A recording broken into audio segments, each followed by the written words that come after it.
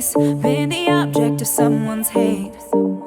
Like you stood all alone. Have you ever felt this way? Hello mga momshi, welcome back to my mini vlog. So ayan, for today's video po, nakarating na po kami dito sa Zambales. At pagdating nga namin dito sa Zambales ay ayan, may pa-surprise pa nga yung mga kapatid ni Papa. So pagdating po namin dito ay ayan, may nakaredy na po silang cake at iboblow na nga po ni Papa. Syempre kakanta muna kami bago siya mag-blow at magwi-wish muna. Bali nakarating po pala kami dito sa Zambales ng 10 AM. So ayan, medyo mabot din po pala ng 6 hours yung aming biyahe. Sobrang nakakapagod po pala kapag hindi ka sanay magbiyahe ng ganun katagal. After nga po pala namin kantahan si Papa dito at mag-blow ng cake ay ito na nga, pumasok na kami sa loob ng bahay. Pagpasok namin dito sa bahay ay ayan, may pa-design pa na 50th birthday ni Papa Roy. Ito nga po pala muna yung mga handa ni Papa dahil hindi pa po sila tapos magluto. Sinama na nga po namin dito yung aming mga baon kasi nga po hindi siya naubos. Mga maipaliwanag yung sayang nararamdaman ni Papa dito dahil syempre 58th birthday niya ay dito siya magse-celebrate kasama ng mga kapatid niya. Dating po pala muna namin dito ay nagpahinga muna kami ng konti bago kami kumain. Grabe, sobrang init po talaga. At ito na nga, syempre bago kumain ay kailangan muna ni Papa Roy mag-picture para meron siyang remembrance. Pero natutuwa din po pala ako dahil hindi ko rin in-expect na makakabalik ako dito sa Zambales after ilang years nung una akong pumunta dito. Syempre, after na solo picture ni Papa ay hindi dapat mawala to si Mama, kaya dapat meron din silang picture na dalawa. After po pala mag-picture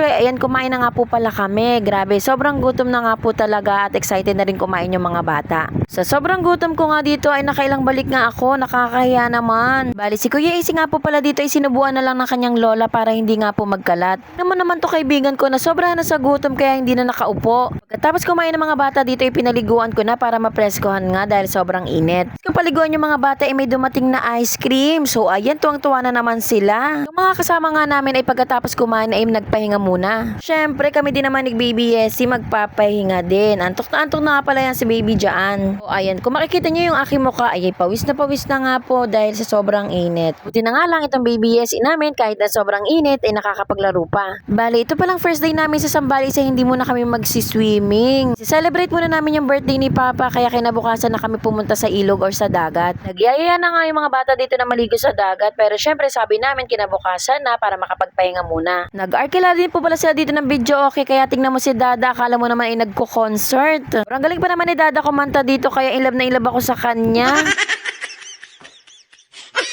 Pag nagpapahinga po pala ako dito ay panay ako video dito syempre para meron akong pang vlog. Nakatuntong na naman ako dito sa Zambales ay parang ako ay nakapagpahinga ng sobra at nakahinga ako ng maluwag. Ang sabi ko nga pagka nakarating kami dito sa Zambales ay susulitin ko talaga kasi ilang taon na naman bago ulit kami makabalik dito. Si Kuya AC at Ate Riri naman dito ay naglalaro dito sa may bombahan. Siguro ngayon lang sila nakakita ng ganito. At syempre hindi papatalo ang mamsi nyo, kailangan din natin kumanta, 'di ba? Bawal mahihain dito, kailangan natin ipakita yung galing natin sa pagkanta, di ba? Siyempre, ito kaibigan namin, hindi rin papatalo. Kakatuwa lang talaga at i-experience sa mga bata yung hindi nila nagagawa sa Manila.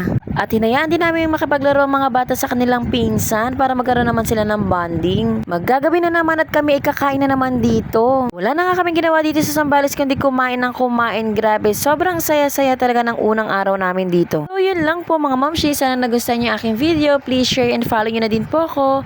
Abangan nyo yung mga aking susunod na vlog dito sa Zambales. Thank you!